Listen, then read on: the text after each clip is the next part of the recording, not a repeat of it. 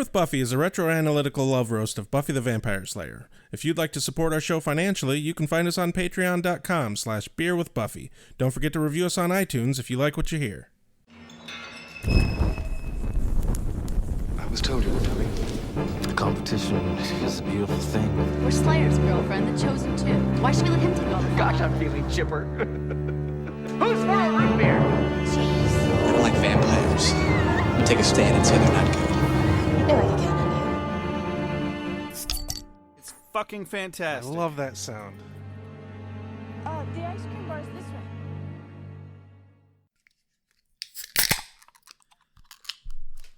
Yeah, I know. It was a can. It's a can. But sometimes you gotta work with what you have. I'm sorry. When a man loves a beer, you see, sometimes he doesn't care if it's in a bottle or if it's on tap or even, God help me, if it's in a can Yeah. with a pull tab. Well, either way, here we are again.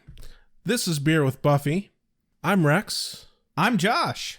And we are reviewing Season 3, Episode 6, Band Candy. And let me tell you, I've been looking forward to this episode for a while. So this one time at band camp, I was hoping we'd get some of these stories. I had to sell a bunch of candy. No, actually, I really don't remember doing any fundraisers for band, ironically, because that seems like something we would have needed a lot more fundraisers for. But I did do fundraisers in like elementary school, and I won like second place, and all I got was one of those like t-shirts that was rolled up to look like a snake, and I still have it. I've never unrolled it.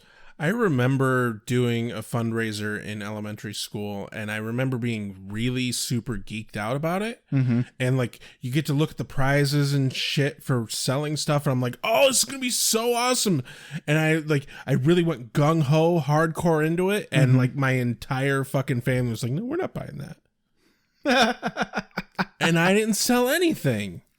You know, I must have just been really adorable at a certain age, because I remember I think I was on a soccer team, and actually now that I think of it, yeah, I've seen pictures of myself when I was like 8 years old and on a soccer team. I remember going door to door, and I had to go back for more candy because I sold all of it so fast, and they were like, holy shit. And I was like, what? People just kept buying it from me. What? Here's the money. Well, fuck you. Yeah. But then later I got older and I wasn't as cute anymore. I was just some fucking awkward teenager. And like, I brought back the stuff that a couple people had paid for. And, you know, because we had to get it delivered after they ordered it on a sheet. And I came back with it like a month or two later, and they were like, I didn't think I'd ever see you again. I was like, why? And now I know, oh, it's because people are flaky assholes. Right. All right. So how about a mom synopsis? What are you doing, Joshua? Why don't you have your driver's license yet? I don't know. I'm working on it. Good, because I need you to be able to get the fuck out of here as soon as possible. It's funny you should mention that, because Joyce does not want Buffy to have her driver's license at all. Well, that's probably just because she wants to have complete and utter control over her. You know, like I have over you. Then why do you want me to have my driver's license? Because I'm not as smart as Joyce.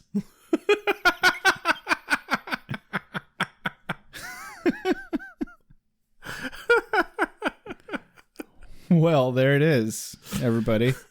All right. Tell me about this episode of Buffy the Vampire Slayer, because all I got was something about Joyce and Giles hooking up. Since when are they into each other? So why does Giles smoke? Have you been being a bad influence on Giles?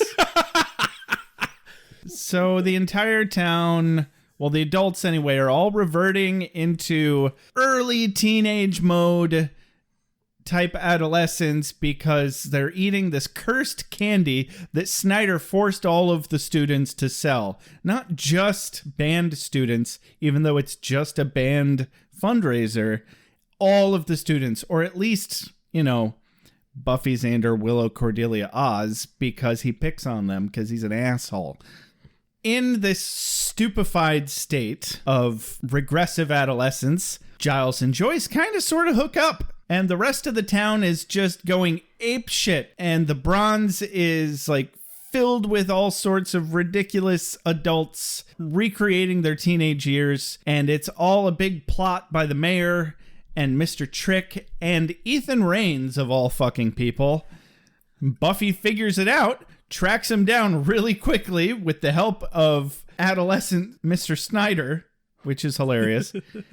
She kicks Ethan Raines' ass, almost gets a chance to kick Mr. Trick's ass, burns up a big snake demon that needed 4 babies to eat. We get a little more of the mayor, because technically the whole thing was his idea. That's about it. Are you going to provide me with a boyfriend to make out with, Joshua? God, if I could find one, I would help you out, Mom. I really would. Why don't you go find my high school English teacher, see if he's down. Nah, he's married, and he's not English. I just love the family circus. That EJ. Voice tower. That EJ. Longer than you can imagine. Everyone's a winner. Never have the chance. Everyone's a winner. That's sunshine and roses to me. It really is. Cold open. So, yeah, we open on the graveyard. Giles is standing over a grave, and he's reading a bit. At first, it kind of looks like he's, like, reciting something over this grave. Sounds like he's reading either an incantation or a passage from something relevant to something, eerie and interesting and vampire-y. But no, he's just helping Buffy study for the SATs. Yeah. I like this interaction here, mostly because it humanizes the two of them greatly. A bit. Because Buffy obviously is not prepared for the SATs. No. Doesn't want to do the SATs. She's like, I'm pretty sure it's B because we haven't had B in ages. And he's like, damn it, Buffy, this is the SATs, not connect the dots. He describes the SATs as a rite of passage. Yes. I did write down Buffy's response as one of my quotes of the day, because her response is it too late to join a tribe where they just pierce something and cut something off? Yeah. Yes, Buffy, it is too late. It's never too late. You follow your dreams. This is America. God damn it. But of course, as she's complaining to Giles, she's like, duck! And he goes, what? I wish he'd gone quack. This is my 4th beer, everybody. Yeah. A vampire comes up behind him. They fight. Buffy leaps over the gravestone. She leaps into action really quickly as a vampire approaches Giles from behind, and she fucking stakes it with her number 2 pencil. And then she's like, well, I broke my number 2 pencil. We'll have to do this again sometime. And of course, being a geeky librarian, Giles has an entire stash of them. Yep. He pulls the pencil out and he recites the answer for C, which is all systems tend towards chaos. No, it's just, I love that Giles is on top of shit. He should be. He absolutely should be. And when's he finally going to rub off on Buffy? And I'm sorry, phrasing.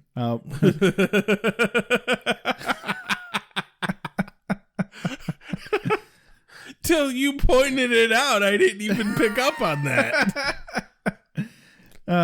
Clearly you've lost your childish adolescence 12-year-old boy brain. Oh God, no.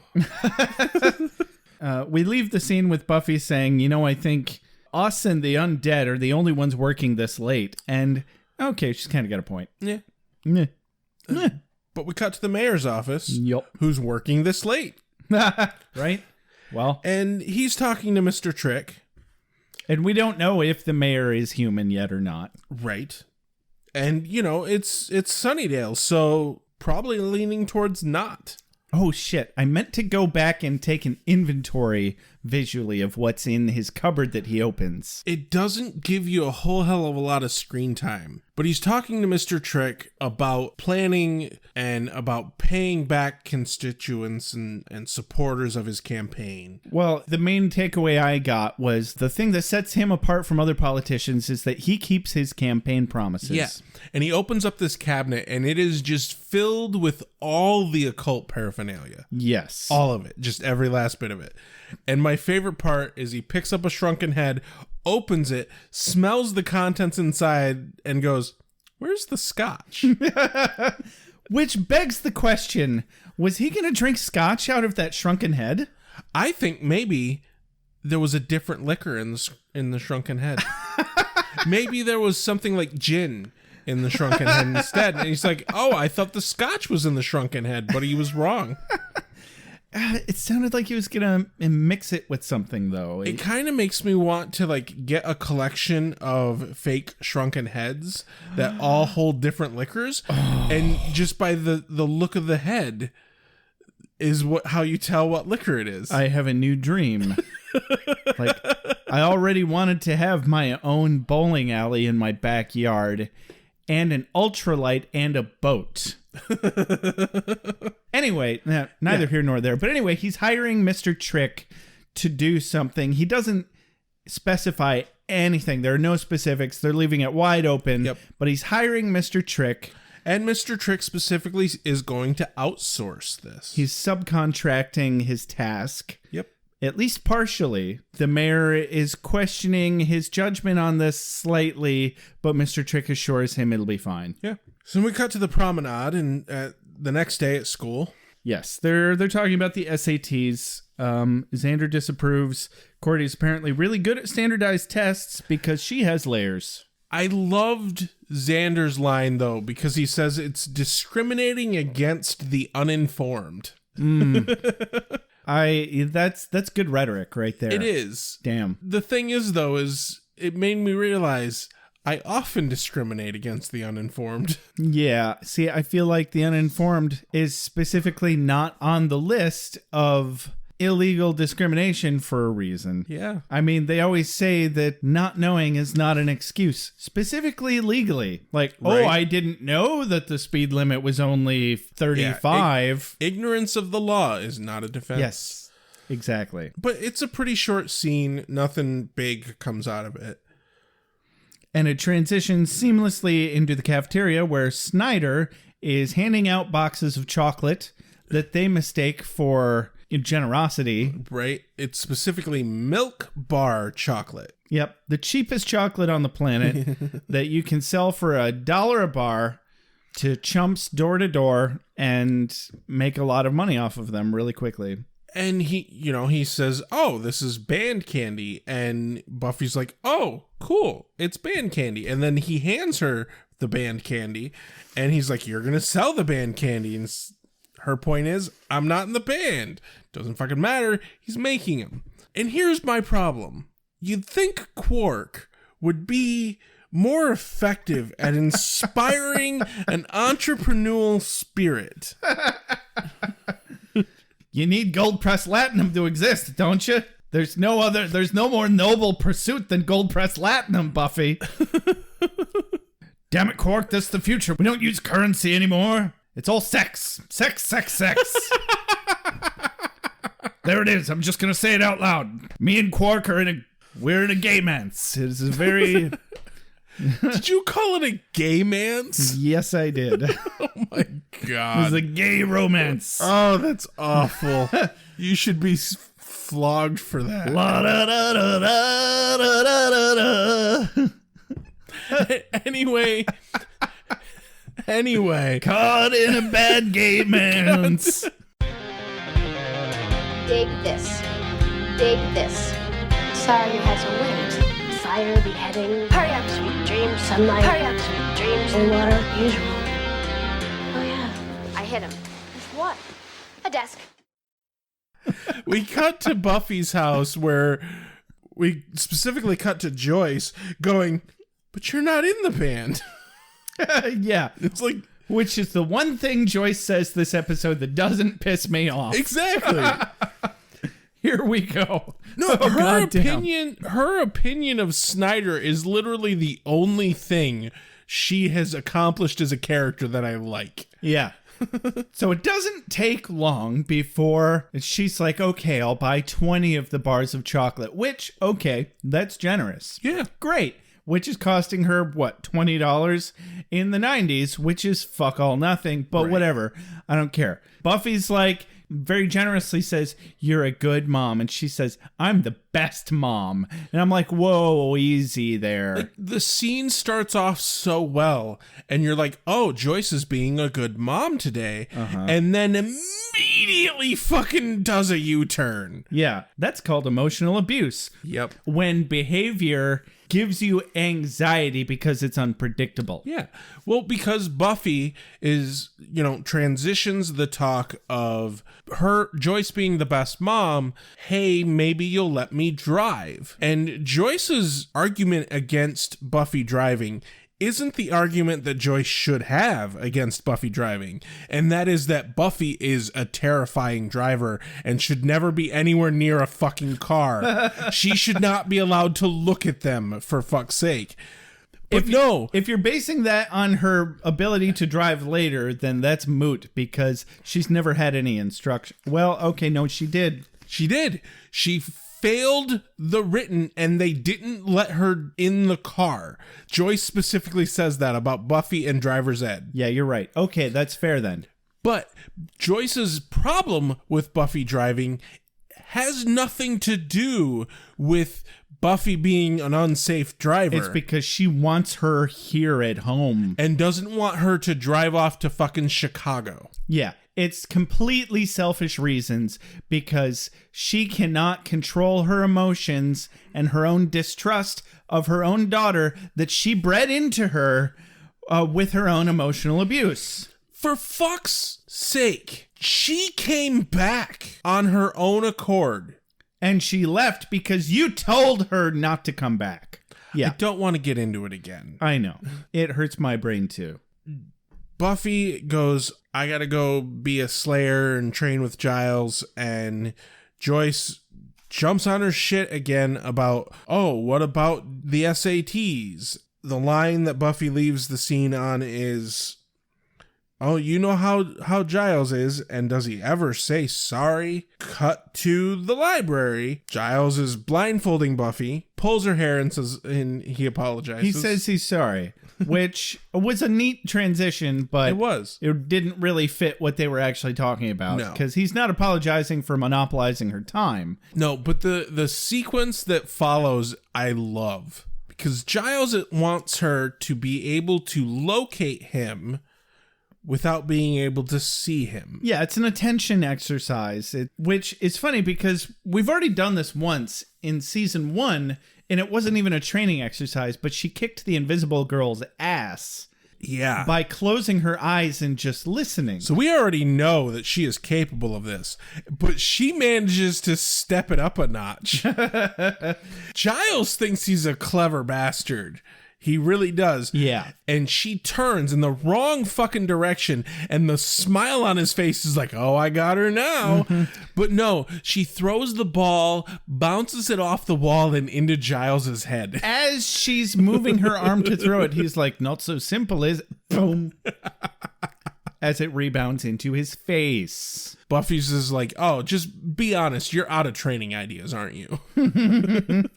But we leave this scene specifically with Buffy saying that she can't go patrolling tonight because Joyce won't let her.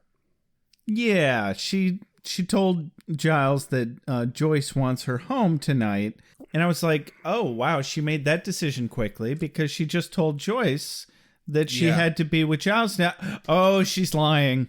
Yep. Because next scene is at the mansion. Like, at first, when she first said this to Giles, I was like, oh, maybe there was something that happened in the scene after and I didn't pick up on it or something. See, I figured for a moment that she was just trying to appease her mom. Yeah. Cut to the manor, where we see Angel doing Tai Chi. Yeah. Sweaty, shirtless Tai Chi. I'm so broody and shirtless and glistening, Buffy. Oh, I didn't see you there. So this is where Twilight got the glistening vampire trope. Yeah, That makes so much more sense now. pretty much. Because he's quite glistening. Mm-hmm. I don't understand Tai Chi. Well, it's kind of like, so you look at yoga. Like, until I tried yoga, I was like, how is this exercise? Are you kidding me? I've never tried yoga, so But I if don't you know. try yoga, is very intensive core work because all of these poses you have to hold, and it takes a lot of muscles that you didn't know existed to hold those positions. And I imagine Tai Chi is similar. Okay, yeah. Well, I guess the premise behind Tai Chi is that it is a fighting style built around the kata, which is a series of motions mimicking fighting moves. Yeah. And the idea is that it is a slowed down version of this. Okay. So presumably, if you sped up the Tai Chi movements, it would be actual like hand-to-hand combat. Okay. I guess. That's literally all I fucking know about Tai Chi. Okay. Tai Chi. I might be confusing it with something else, but I was also under the impression that it is a very passive fighting style that is built around purely defense. That is Aikido. Oh, Aikido is the art of getting out of the way interesting. and using your opponent's speed and strength and leverage against them. Okay. Holds and throws. Kind of like Spike from Cowboy Bebop. Exactly. Yeah. Exactly. Neat. Anyway, so Angel's doing Tai Chi. And Buffy's like, I didn't know you could do that. And like okay. He's like 250 years old. I Well, get that. now he's like 2,000 years old. right? Yeah. Who fucking knows how long he was in hell? No fucking clue how old he is now. But If we go by the metric of the first episode of this season, yeah. he's thousands of years old now. Yeah. Yeah. 3 months? Dude, a day was 100 years. Although, admittedly, I doubt they taught him Tai Chi in hell. Yeah, that would have had to have been something he already knew, or... Well, I guess it depends on whose hell he was in. I mean, I could imagine there's some people who their hell is Tai Chi. In the other hell dimension, they had cellmates. He Yeah. could have learned it from a cellmate. It wouldn't necessarily have been the demons. Greatly depends on what hell dimension he went to. Absolutely. And we never find out. Nope. Hey, Joss Whedon, what hell dimension did Angel go to? We'd Yeah. like to know. Give us a call. 269-743-0783. We know you listen to this podcast. Don't fucking lie to us and tell us you don't. Seriously. You owe us $5 a month. Yes, it's terribly simple. The good guys are always stalwart and true. The bad guys are easily distinguished by their pointy horns or black hats. We always defeat them and save the day.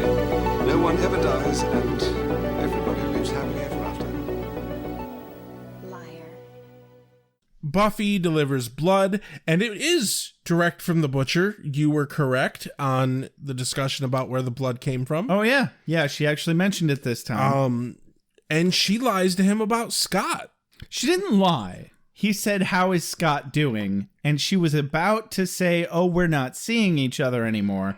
But she stopped herself and said, "Oh, Scott's fine." And Scott is fine. Presumably. Yeah, sure. Banging his more available blonde chick. Exactly. He's alive and he's seeing other people. He's technically fine. Okay, that's fair. She didn't lie, but She didn't give him the lie whole by truth. omission. Yeah, I mean, You're right. she was not telling the she was truth. not fully honest. But Shirtless Angel is having an effect on Buffy. There is still a great amount of tension between these two. oh god, well, I mean, it's only been 3 months for her. Of course, Right. she's still hung up. Yeah. And now he's back, but he's not the same. But he kind of is the same. I don't know. Anyway, It's a great scene with two characters that the history is solid. for not having a whole lot of lines or exposition in this scene, it was a great scene. Next scene is in Buffy's house. Buffy's house again. I love it because she walks in and Joyce is like, oh, where have you been? And she's like, oh, gotta work late. Hither and thither. Mentions Giles, and then Giles steps out and, oh, look who's busted. Yeah. Wah, wah, wah. The cinematography alone is just Right. like, and enter Giles. Yeah. Buffy Buffy has a goddamn good point here. No, she has like 8 million goddamn good points here. Joyce has overbearing nonsense as per usual. They were even standing in the same spot as from Dead Man's Party They were. as they had this argument. Yeah. Now, I understand a little bit more of where Giles stands Sure. because slaying is a big fucking deal. Yes. The pressure unquestionably is all on Joyce's end of things. Yeah. Well, the way she's throwing everything back at Buffy having left for the summer. Yeah, like, okay, for fuck's sake, forgive your fucking daughter for her mistakes as a 17-year-old and move the fuck on. A 17-year-old with unnaturally heavy obligations laid on her unwillingly. Right? Yeah. She deserves... She has literally saved the world. Yeah. She deserves not only the leniency of the natural immaturity of a 17-year-old girl, but also the treatment of a fucking 40-year-old seasoned adult. Right? That was pretty much my only takeaway is she's a fucking adult. She can make her own goddamn choices. And Giles, you do not send the Slayer to bed.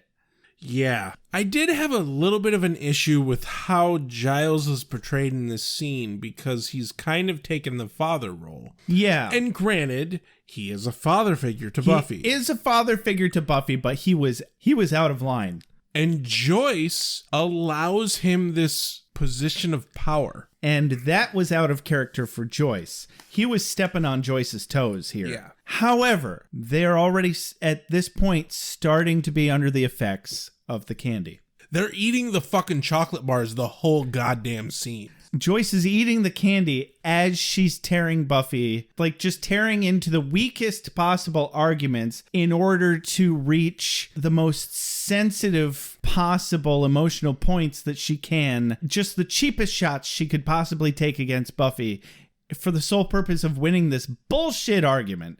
Because she didn't get to keep Buffy at home like she wanted because she's worried about her fucking superhero daughter. Right? Your daughter is better equipped to handle the reality of the world than anyone. Uh-huh. I liked the fact that Joyce ate a candy bar and a half during this scene. Wow. I wasn't keeping track, but she was popping them the whole time. I can't imagine how much candy these people ate for filming this episode. I mean, it's gross, but on sets like that, for scenes like this, they have spit buckets. True. For true. between shots. Next shot is the factory. Yep. And we see Ethan. Ethan Raines. And he happens to be the subcontractor that Mr. Trick was talking about. I'm a little curious to understand how Mr. Trick knew about Ethan. Nothing about it makes sense to me. No, definitely. His motivation, his connection to Mr. Trick. And even if his motivation was money, I can't imagine Ethan going, I think I do want to fuck with Sunnydale and the Slayer again. But let's get to that when it's more in context. So this scene is really just we see Ethan on a factory line stopping a man from eating chocolate straight from the work line. We cut to the classroom with Buffy and Cordelia debating whether or not Giles will show up to monitor the study hall. And the secret rule of if teachers are more than 10 minutes late, everyone gets to leave. And by the way, it's 15 minutes and that's only for college. That doesn't work in high school, sorry. Is there an actual rule in college for that? In college, yes. I didn't know that. Yeah, no, because college, you're fucking adults and you're paying for those classes. And if a instructor or a professor does not show up after 15 minutes, the class is therefore officially canceled. But yeah, Giles is supposed to be the one who watches the study hall. As Buffy points out, he's allergic to being late. Yeah. It's very out of character for Giles. And Cordelia laments that Giles forced her to pay a fine on a year overdue philosophy book that was good for starting conversations with college boys, but that was BX, before Xander. Yep. And then we get a little flirty romantic moment between Willow and Xander, and they're playing footsie, and no, bad Xander, bad Willow. Xander and Willow just sitting there openly cheating emotionally on Oz and Cordelia, literally behind Cordelia's back. And I'm so fucking angry about this. No, really, guys? Okay, I can see Xander doing this. Sure. Xander's a sleaze. Yeah. But Willow, you are fucking better than this. Willow's hung up. And sure, she's happy in her relationship with Oz, but she's still got a weakness for Xander. So this really just makes me extra pissed at Xander, because I feel like he's exploiting that. I guess. Maybe not knowingly, but it's like he's only interested now because it's forbidden. All I know is that it's bullshit, it pisses me off, and I want it to end. God damn it, because I really wanted that to happen beginning of season 2. Once, a time ago, it would have been amazing. But now? Yeah. No. It is not okay. I'm quite sure that a girl with the talents and abilities of Buffy will land on her feet. In fact, I noticed as I came in this morning that hot dog on a stick is hiring. You will look so cute in that hat. And then we cut to the hallway. We see Snyder forcing another teacher to take over study hall. I have a question for you. Go on. Do you think this teacher's voice was dubbed? It felt wrong to me. No, I don't think it was dubbed. I think she's just a bad actress. Honestly, the reason I don't think it was dubbed is because it was still bad. You cast somebody and you don't really know what you're going to get with a B actor, and then you have to work around it. Her lips weren't moving a hell of a lot. I think maybe she was mumbly on set. She might have been really soft-spoken. It was something jarring with her voice, though. But I noticed maybe as well. It was her voice. Maybe she was bad enough on set, and they're like, oh, we need you to redo your voice recordings. And so they had her come back in and they dubbed her own voice over it, but it was still bad. That actually happened to me in Zombie Apocalypse. Well, I know you're a bad actor. Go fuck yourself. I will kill you. Actually, your performance in Boeing was phenomenal. I will give you that. Really? Because I fucking loved it. Thank you. I don't want to get into that right now because I felt like it was garbage. But moving along. Then we cut to Giles' house where Buffy, obviously, worried about Giles. Where the fuck is Giles? She comes into Giles' house and Giles is looking through his records and Joyce is there. And it's a weird scene. Yeah, it's very unexpected. But they claim to be working on a schedule for Buffy, which is extraordinarily condescending. Oh my God. First of all. But it was very nice to find out that they were just making shit up as a cover-up because they were just hanging out. Right. To smoke and drink and listen to old albums, which actually sounds like... Oh, I love Ripper. Which actually sounds like a lot of fun.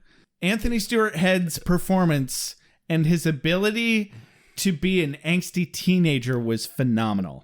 Amazing, and hands down my favorite part of this entire fucking episode. He fucking nailed it. He specifically felt like exactly the character that he would have been of the backstory we know about Giles. Yeah.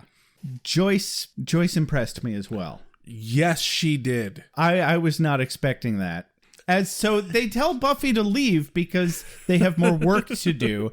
And she's like, here, just take the car keys and I'll just get a ride home. Buffy's so happy about getting the car keys, she doesn't even stop to think how unlikely it is that would happen. Yeah. Well, and she's quite taken aback. Yes. She's like, well, you don't have to tell me twice. Actually, you just did have to tell me twice, but yoink! Her line here, though, is great because she goes, what? Excuse me, I meant what? But as she's walking out, just as the door closes, Giles lights a cigarette and Joyce whips out a bottle of wine.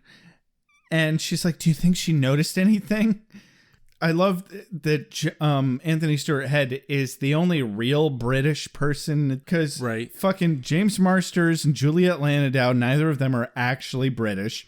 Like they do passable British accents for Americans.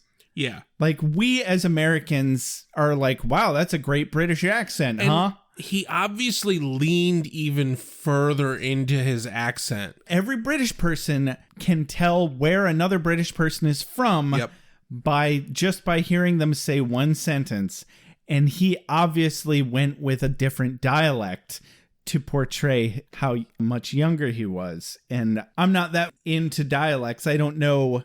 And then we cut to Buffy driving. And it is the scariest thing I've seen on this TV show. I have a lot of anxiety about being in cars. I hate being a passenger. As a professional driver. We've had this conversation before. There are very few people that I can be a comfortable passenger with. Yeah. You happen to be one of them. I'm aware. My dad is the second one. Yeah, you're welcome. And a big part of that is because both you and my dad have been professional drivers.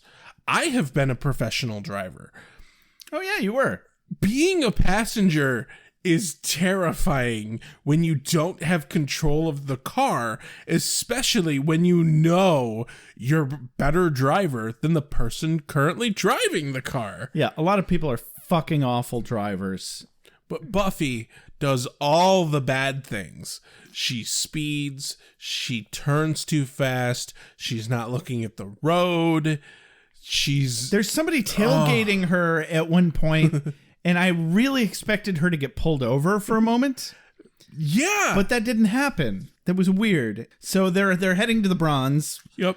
And she claims that she can study for the SATs at the Bronze. And at this point, she's just excited that she has the car. Yeah. And they don't really know that anything's wrong yet. And it's really fun. Then we cut back to Giles and Joyce. Yep. It just screams 80s. 70s. Or 70s. It was a very 70s scene. It screams 70s. Because they're listening to, what do you call those? Records? They're listening to vinyl albums. That's the term I was trying to think of. And I love this bit because Giles is like, oh, wait. And then just like has that moment where he like feels the music. You know what I mean? Yeah. Well, I thought it was funny the way it started because she's like, wow, these are really good albums. And he's like, nah, they're okay. But then he starts really getting into it. Right, like, exactly. You angsty prick. He's like, oh, no, wait, this is the best part. This is the best part. As he's smoking lying down. Now, I smoked for 8 years. I don't like smoking lying down. I can't painful. Imagine it's very good. Painful. I don't get why people like doing that. It's painful? Try eating lying down. I don't like eating lying down. It's not fun. Yeah. It feels wrong, and it feels like I'm going to kill myself somehow. Exactly. Okay, granted, smoking is not exactly the same, but that's how it felt to me.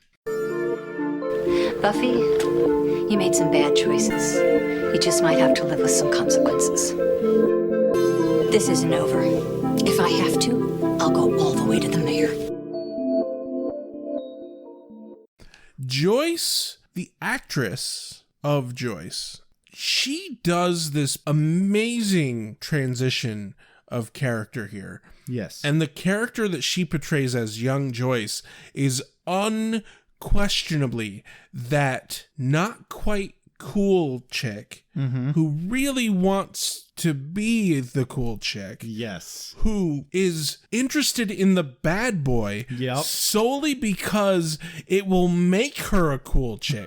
So she is going along with the shit that the bad boy wants to do. Nailed it. Because that will make her the cool chick. Yes.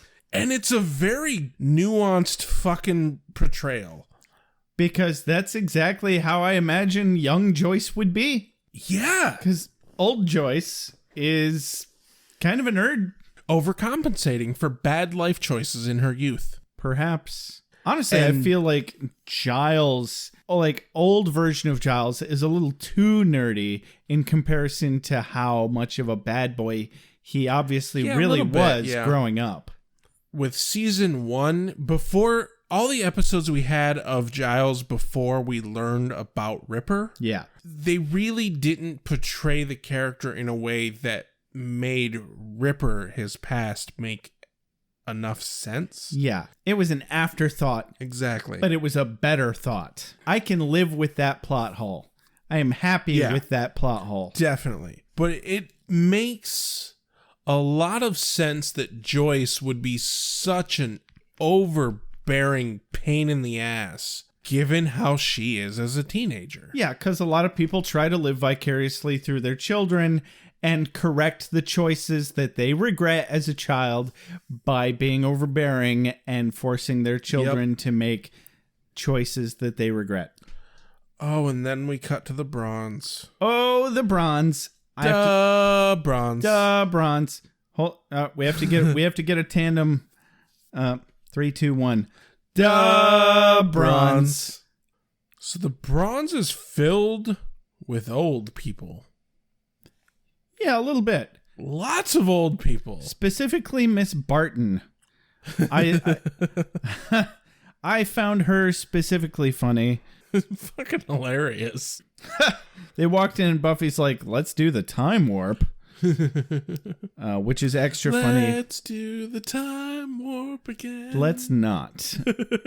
But it's extra funny because Anthony Stewart Head is fairly famous for having played Frankenfurter. I am aware. Alrighty. Also, I hate Rocky Horror. I mean, I played Riff Raff in college, so I'm fairly partial to it. You knew that, right? Yeah. Okay, just checking. Dude, you wore the fucking Rocky Horror hoodie for like years. For like 10 years, I know. Those elbows have such big holes in them now. Anyway, wait, you still have the damn thing? Of course I still have it. It's just fucking dead. I can't. We should make patches. I could actually fix that. Ah, excellent. Anyway, so Willow's like, "Are you okay, Miss Barton?" And Miss Barton is like, "I'm cool, Willow. Willow, that's a tree. You're a tree. Are there any nachos in here, little tree?" That might be my quote of the day. First off, there better be fucking nachos in the bronze. Right?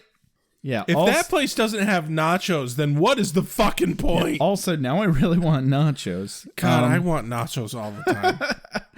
Buffy's like, "Are you sure you don't need some fresh air, Miss Barton?" And she's like, "Okay," and walks away. And I'm like, damn. And then immediately Snyder shows up. How high is she? And even Snyder's like, "I think Miss Barton's really wasted." Yep. Young Snyder is the kind of person that I fucking hated in high school. Young Snyder is off-putting. Off-putting is really not enough of a term. That term just doesn't hold enough weight. Yeah. I mean, he's never really on-putting for that matter. Well, right. I like some chocolate pudding occasionally, but sniveling. That's the word. He's trying too hard. He wants to be one of the cool kids. And as Buffy called him out not so long ago, he was always a nerd and he never got a date in high school. Nope. Yeah. And so he's all super butthurt about that. I think that young Snyder is creepier and scarier than adult Snyder. I still think it's hilarious and fun. Like, oh, it is. Had I been in that situation, I'd have been like, this is amazing. I'm kind of bummed that they didn't live in a time of cell phones because they could have gotten such good blackmail. Yes. Oh, God.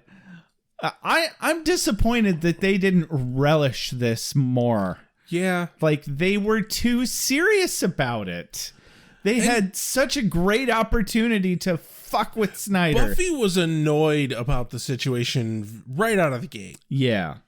Which fair, like, she's the Slayer, she should be. But, yeah, they really should have taken a moment to fuck with him. So Snyder, and so when he walks away, Willow's like, I don't like this.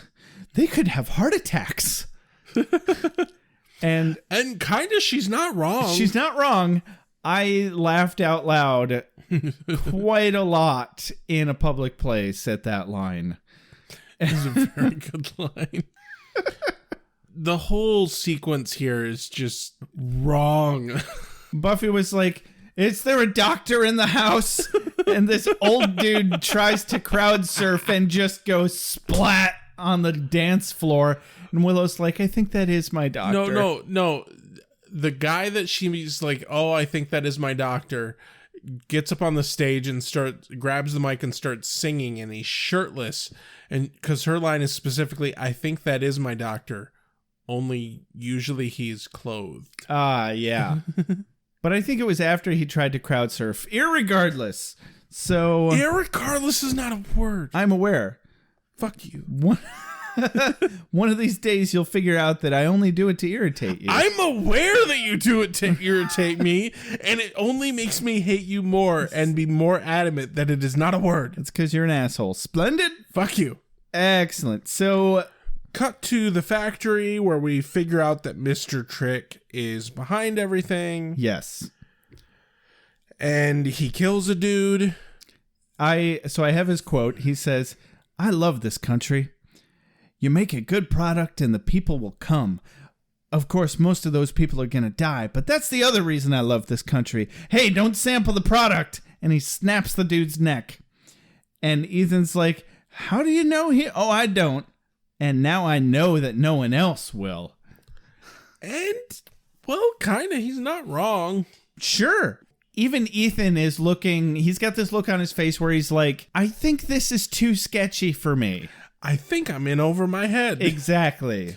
But this scene especially solidifies Mr. Trick in my eyes as a good bad guy. He is the perfect middleman bad guy. He definitely is. He's really fucking good at it, and he really fucking likes it. Yes. This solidifies the character. Yeah, those are definitely important things that you want in an employee. Good at their job and enjoy doing it. Yeah, and both in spades. Yes. How petty can you be, and how much do you need to control people around you? Right. Yeah. Ladies, gentlemen, spiny-headed looking creatures. Soon as the sun goes down, down, soon as the sun goes down, down, vampire. Competition is a beautiful thing. So back to the Bronze. The Scoobies are really weirded out by the events going on with the quote teen adults. Yeah, because we left the Bronze, and the last thing they had said was they're acting like a bunch of us, and Willow says we don't act like that, and she's not entirely wrong. Like, they're actually very mature for their age. Snyder compliments Oz's hair. You know, and Snyder's not wrong. I think he was a little into Oz's hair, honestly. Well, look at his own head. Right. I mean, yeah. If I was Snyder, I would want Oz's hair. Mm-hmm. I would want any hair. I still want Oz's hair. That's good hair. I don't like the spiky look for me. I tried it once years ago. Oh yeah, I'm It not doesn't work saying for it me. would look good on me. So I guess really what I want is Oz's face and body. Do you really want to lose like 1.5 feet of height? Yeah, that's a good point. Actually, that wouldn't bother me either because I lose track of how lanky I am sometimes. You're what, 7'3"? Something like, or 7. You're what, 6'3"? You're a sick man, Rex. 6'2". I might be 6'2". I might be 6'3" if I ever fix my posture, but at this rate, it's not happening. To be fair, though, your posture's improved a great deal since you realized that your posture sucked. Thank you. There are still times when we stand next to each other and I'm like, Jesus Christ, you're tall. Yeah. I, on the other hand, am only 5'9". Good times. You're Good times. half a foot fucking taller than me, you asshole. So they decide very quickly that something's wrong, and they run to the car because Buffy conveniently has access to a vehicle now. Yeah. And shit gets so much easier when Buffy has a vehicle. Right? She should have had a vehicle for like 3 years now. And Snyder jumps in with them, and I'm like, this is already amazing. Oh, it really is. I'm so happy that this is happening right now. He's the kid that tags along that you're like, no, go away. Yeah. And even Buffy's like, nope, he's already in. He's coming with us. Too late. And I'm like, yes. Oz was about to kick Snyder out of the vehicle. And Buffy had to be like, no, it's fine. As they were leaving the Bronze, Snyder says, whoa, Summers, you drive like a spaz. I need to get a clip of that line, and we need to do something with it. I don't care what. Also, Snyder, you're a spaz. He is a spaz. Yeah, absolutely. From there, we cut to the city streets, and we see Ripper, and I'm calling him Ripper from now on. Yeah, you might as well. He's not Giles. He's Ripper. No, he's Ripper. He is. Ripper is with Joyce. Let's call him Rippy. Because he's not Ripper. Like, Ripper is like, I'm thinking mid-20s badass. Yeah. Ripper's the guy that this Giles grows into. Yeah. The scary one. Ripper's the scary one. Yeah, this is Ripper Jr. Rippy. Okay, I will back your nickname of Rippy. Rippy. Joyce sees a fancy coat in a business that she likes, and in a storefront display window. Yep. And Rippy just grabs a trash can that really should be bolted down and just smashes open the window. Tip jars used to not be locked either. But steals the coat and a hat. A shitty fedora. And immediately a cop pulls a gun on them. Right. And I'm like, wait. They went out of their way to establish that this cop has some of the candy with him. Yeah, in his pocket. So he's also right there. He's also been eating the candy. Then why is he still trying to do his job? Because he's a kid with a gun. But Rippy specifically is like, oh. I love that you're sticking with Rippy. This is amazing. Rippy is specifically like, oh, you're not going to use that gun. Walks right up to him, gun pointing at his chest, inches away. Yeah.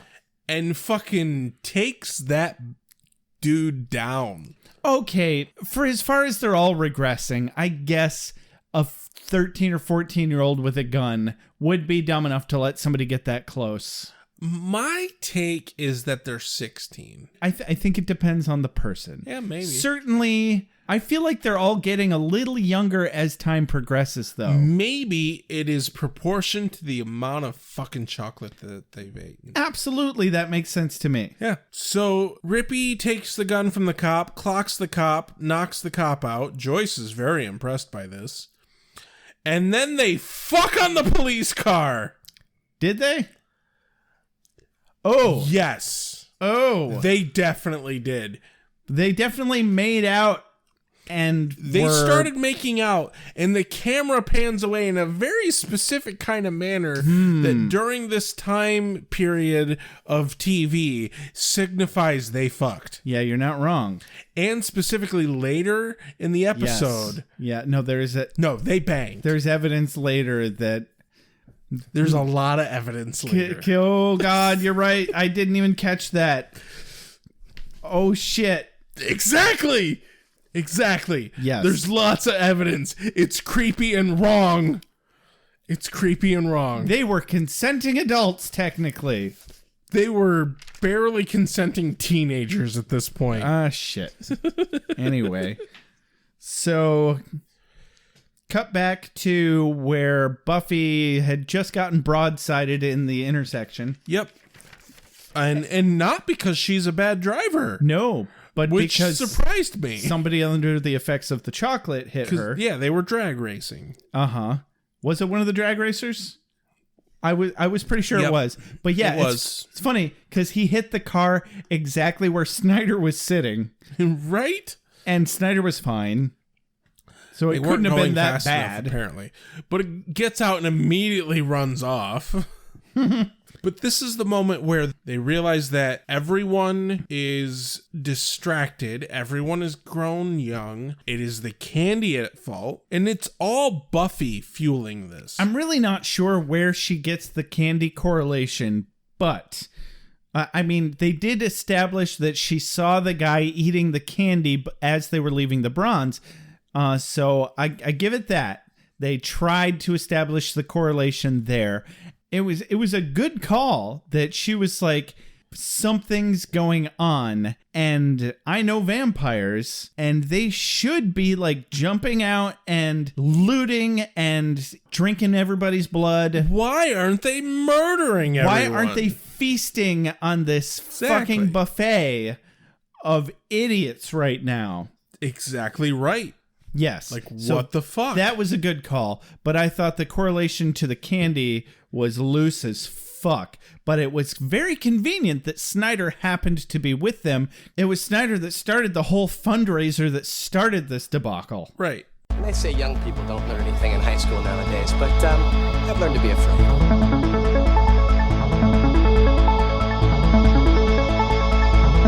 So what was the story about that alligator? I have a quote of the day here. Cool. Not because it's a clever line, but solely because it is a very specific reference. So after Buffy connects all the dots, she sends Oz and Willow to the library to research shit. Mm-hmm. And she grabs Snyder and is like, Snyder is coming with me. And she specifically says, Rat Boy. Yes. And I are going to the source. I noticed that. I don't like connecting my real name with my online persona too much, but I might as well just fucking go ahead.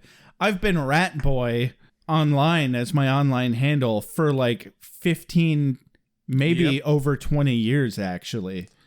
At least. Because I had a Steam account when Steam was still just a few guys in a shitty office space. Just a few people that had quit Microsoft and decided to build a shitty game in the late 90s at the same time that this show was being made. Right.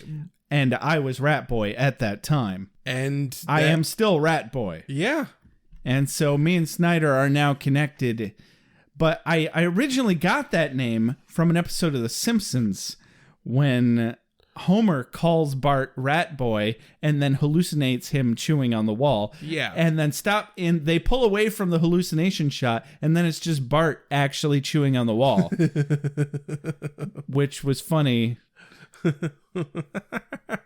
Just because it's funny. I didn't know he was actually chewing on the wall. He was actually chewing on the wall, yeah. Because I remember you explaining to me that reference time and time again over the years because my memory is shit. Mm-hmm.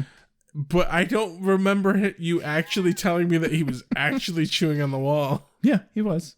That's fucking hilarious. Oh, back when that show was good. I know, right? So we cut to the factory where Joyce and Rippy. Sorry, where Joyce and Rippy are. They're just making out in the alleyway where the factory is giving away free candy. Yep. And so Buffy just tears in and squeals to a halt sideways in this alleyway. And then she walks past Giles, Rippy, and Joyce, and then she stops and goes, what the fuck did I just see? Yeah. She doesn't say As that, she but should. It's on her face. That is like, okay, she doesn't say that, but that is what she meant. That is what exactly. She'd have said that if it was not TV. Yes, exactly. Wait, what? What? Turns around. The actual fuck. Exactly. And so she gets in an argument with regressed, like at this point, 14 and 15-year-old Rippy and Joyce. Yep. And Joyce is like, well, you get to slay whenever you want, and I don't get to say anything about it. And if I want candy, I can have more candy. And Rippy's like, oh, for fuck's sake, let's get your mother some sodding candy already. And he's smoking, of course. Yeah. He smokes a lot in this episode. He does.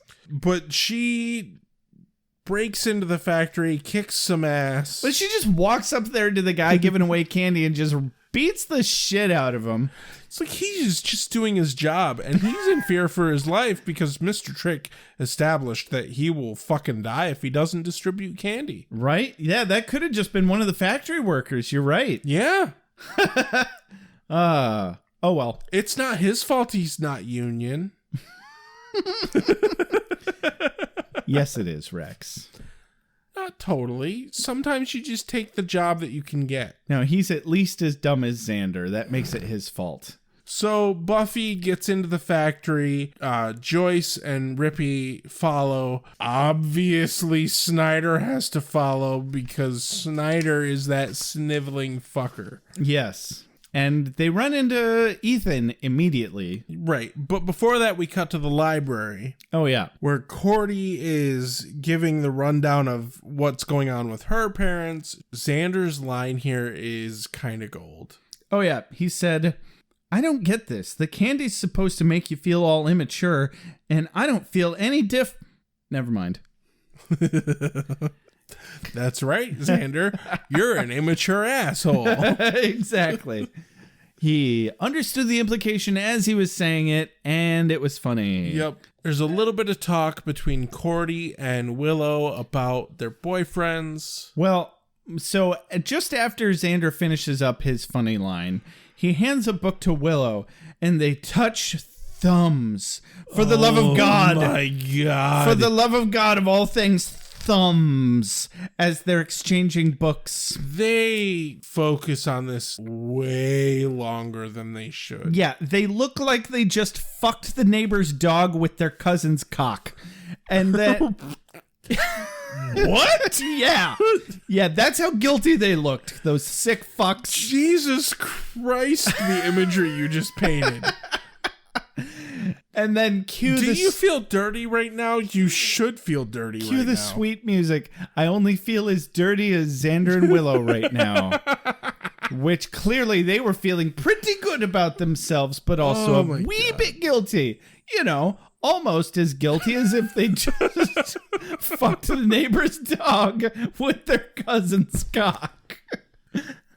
Sometimes I worry about the shit that comes out of your head. So only sometimes? Well, most of the time, but... You're a bad friend. I need real psychological help here. Well, I don't have insurance to provide you with that psychological help. Neither does the state of Michigan. Okay. These are the moments where I'm just too drunk to do this. No, we got this. We got this. Okay. The line closing this scene, though, is kind of great because there's a little bit of banter between Cordy and Willow, and Cordy's like, do you want to swap? We should swap. Willow clearly thinks that she meant spit. No, Willow thought she meant swap boyfriends. I know, but I was just thinking about Willow making out with Cordelia, and I got carried away. So I'd pay to see that. Exactly. But no, Cordy means swap books. Yes. Because she doesn't even think the one she has is in English. Yes, and if anybody can handle that, it's clearly Willow. I'm dating I'm having serious dating with a werewolf, and I'm studying witchcraft and killing vampires. It's like a drug. Cut back to the factory. I need to take a deep breath. You're welcome. I legitimately got a little bit lightheaded there. So yeah, cut back to the factory. And then this is when Buffy and Rippy chase Ethan. Yes. And it's a boring fucking chase because I think they just picked one fucking hallway of boxes and just kept recording it in different angles and shit. Yeah, and then she randomly kicks open this crate. And he's hiding in it. It was clearly breakaway balsa wood or some shit. And they didn't find the Ark of the Covenant, which is disappointing. Quite. That would have been a greatly different episode that I would have probably loved. I know, right?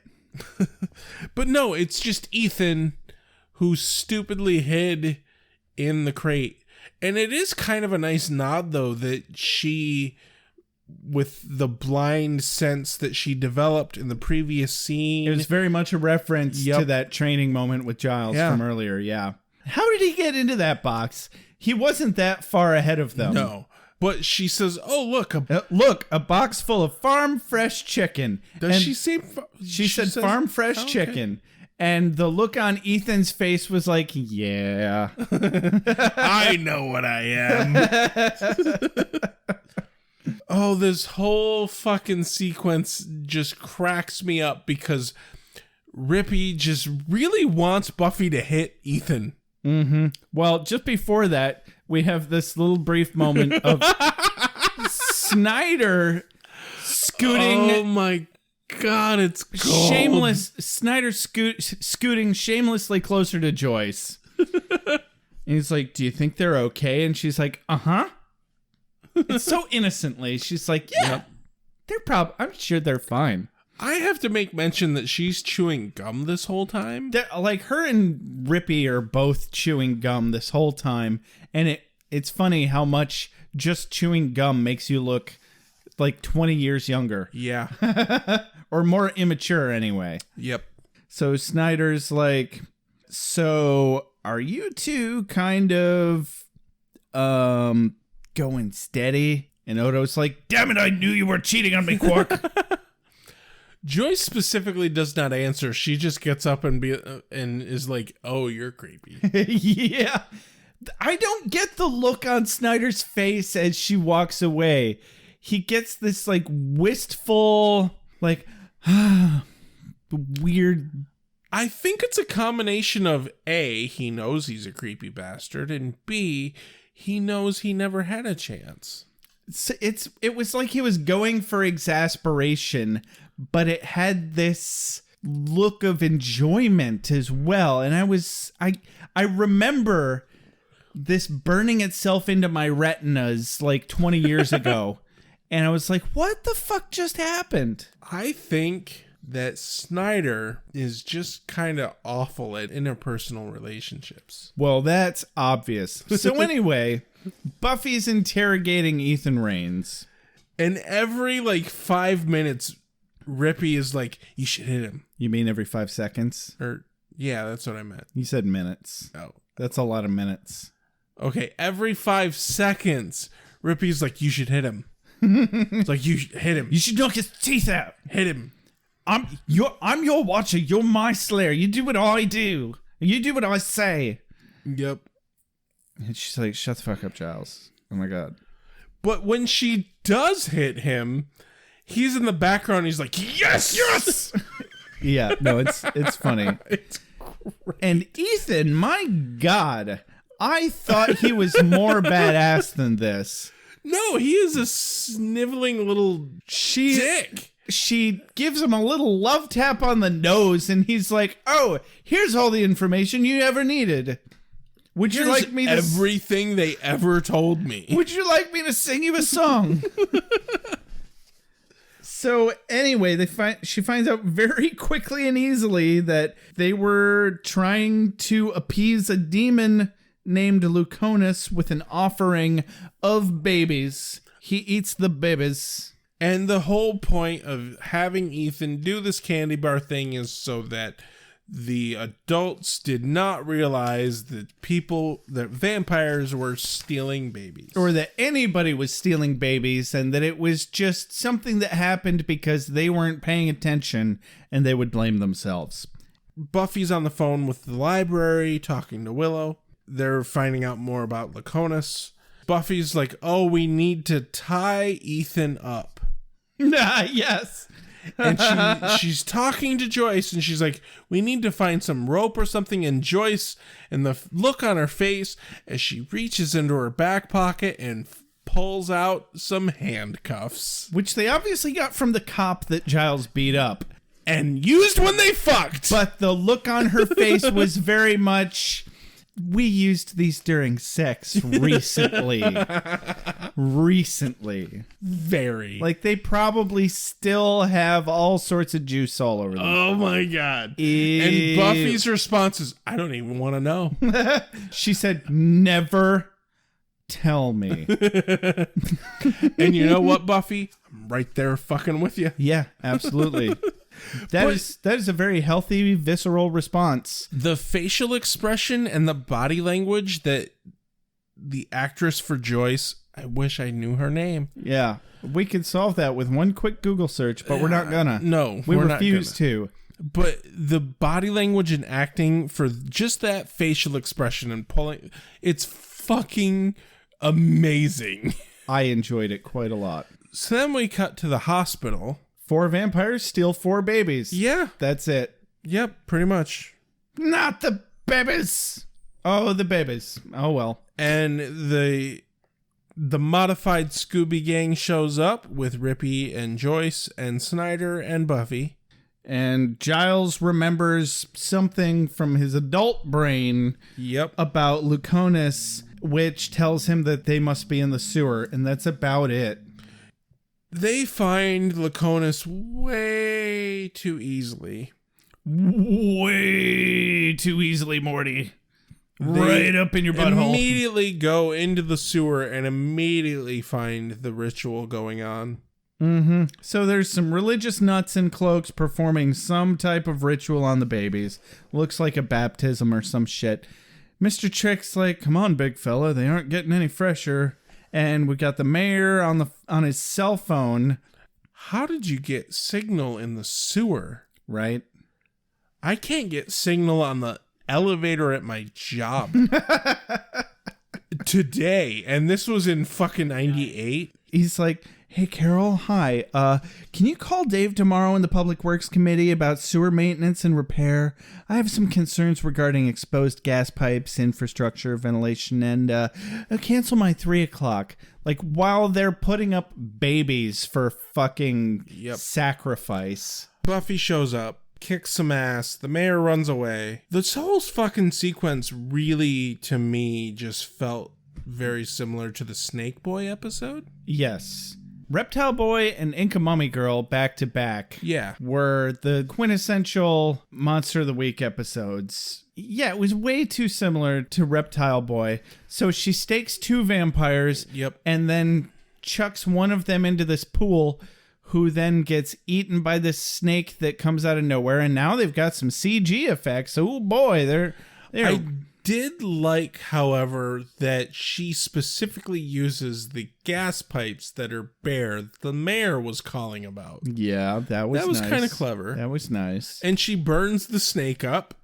Mr. Trick tries to fight her just because his hubris, he needs to see what the Slayer's got. Yeah, that's a dumb choice. And Ripper jumps in there to try and protect Buffy, and he gets his ass thrown into that same pool. So she burns up this shitty CG snake.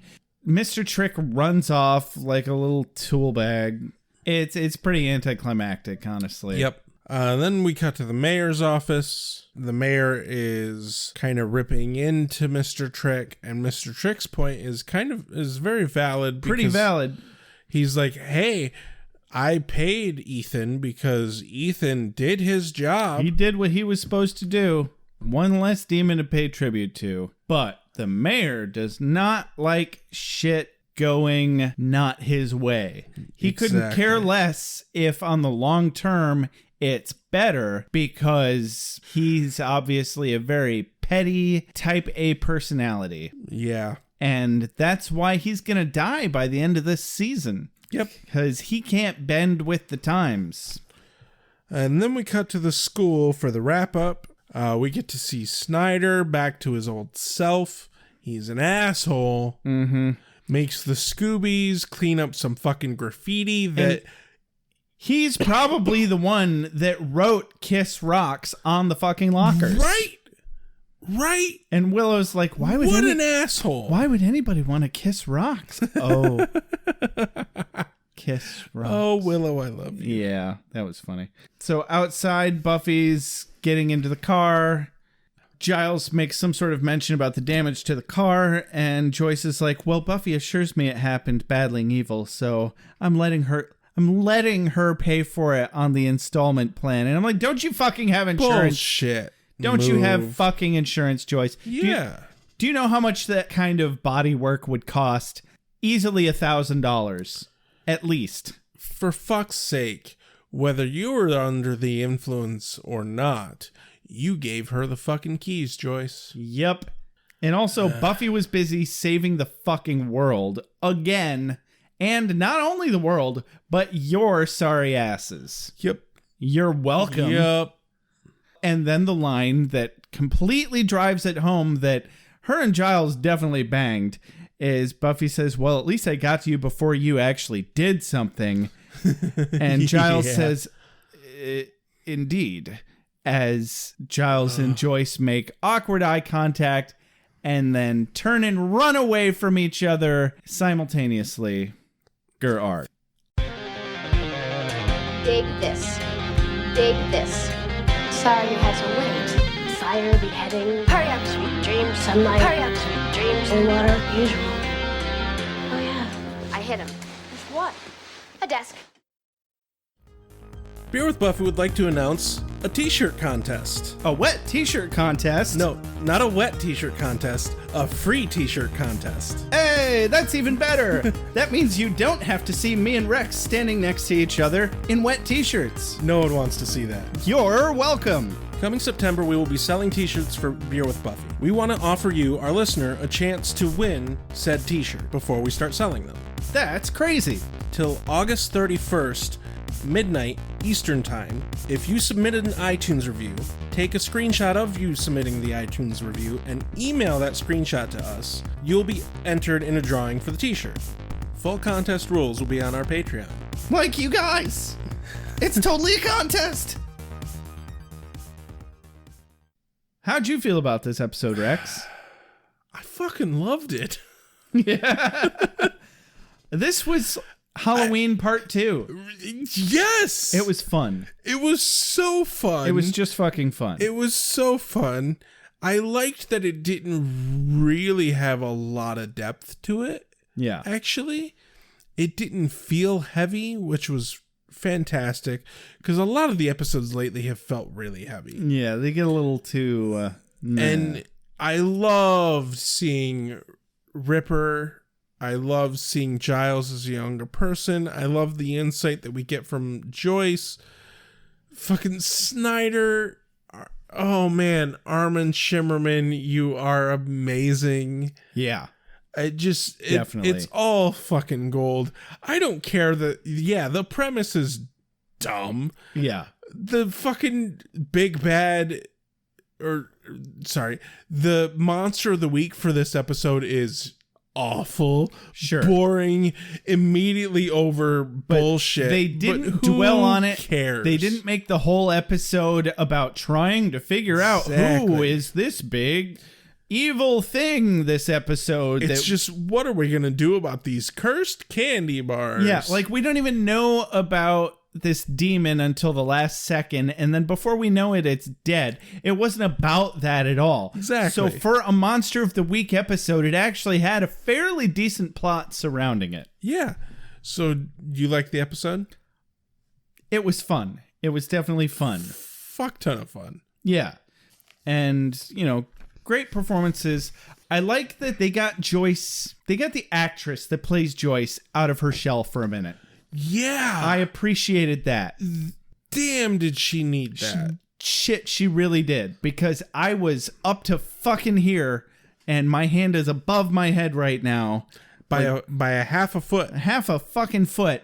I was so done with Joyce's shit. And I was like, there's no fucking excuse. So done. Okay, Yeah. maybe some magical chocolate. All right, fine. Cursed chocolate. What's your quote of the day? My quote of the day is Willow. I don't like this. They could have heart attacks.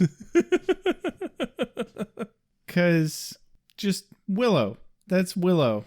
And of the lines I have notated, I couldn't believe that was where she took it. Right? It was subversive. And I was like, yeah, that's funny because, the older I get, every time I get winded, I'm like, is this the one? Am I finally going to have a heart attack? I'm only in my mid-30s, but this could be the one. That was a fuck of a flight of stairs, let me tell you. I'm actually going to pull from the very beginning of the episode, the very first good solid line from Buffy. Is it too late to join a tribe where they just pierce something and cut something off? And, I actually connect with that on a very deep basis. I never took the SATs, but that's exactly how I would have felt about the SATs. If I could avoid having to ever search for a job ever again and just live in the moment with people. Exactly. Where we just, hunt and sleep and sing songs and like each other. And that's just enough for existence. I'd do it. Exactly. All I have to do is let you deface a large portion of my body. Okay. Yeah. Yeah. This has been Beer with Buffy. Don't forget to follow us on Twitter, like us on Facebook, review us on iTunes. You can always email us at beerwithbuffy@gmail.com or leave us a voicemail at 269-743-0783. If you'd like to support us financially or buy us a beer, you can do that on www.patreon.com/beerwithbuffy. As always, big shout out and thank you to Benjamin Alexander for our opening and closing music and Reggie Page for our transition music. This has been Beer with Buffy. I'm Josh. I'm Rex. Have a good night.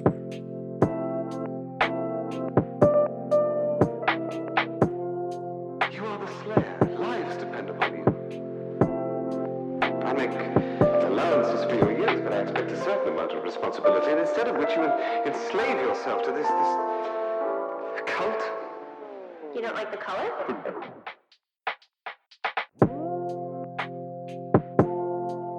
You have a sacred birthright.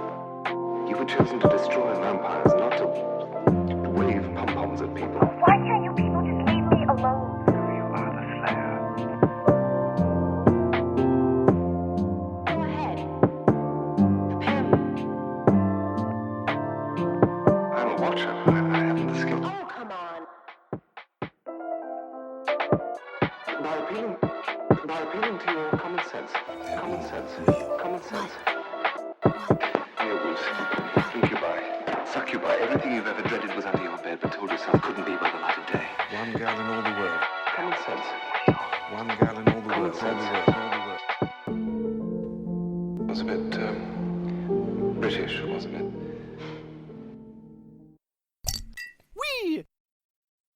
Wait, what have we done? Why are we watching this?